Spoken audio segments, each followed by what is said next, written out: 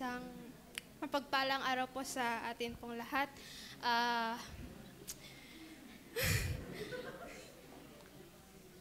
Unang-una po ako po ay nagpapasalamat po sa Panginoon sa kanya pong patuloy pong pagpapahiram po ng buhay dito sa akin po at salamat din po sa kaligtasan po na hindi po nawawala at sa kanya pong patuloy na biyaya at awa sa akin po at salamat din po sa Panginoon at sa school po ay biyaya po ay ako po ay honor at Wow. ayun Amen. po at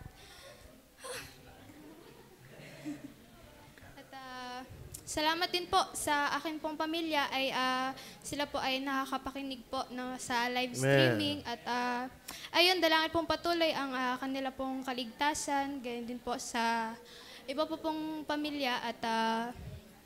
salamat din po sa Panginoon sa bagamat hindi pa nga po nagagamit sa kanya pong mga gawain lalo na po sa school at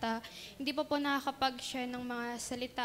salita po niya sa mga klase pero patuloy po ang dalangin na nawa po ay kanya pong gamitin upang